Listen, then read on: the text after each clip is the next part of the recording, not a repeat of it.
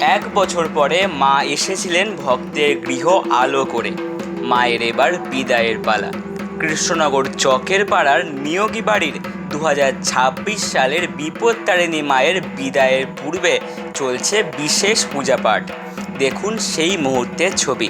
আবারও একটা বছরের অপেক্ষা। জয় মা বিপত্তারিণী।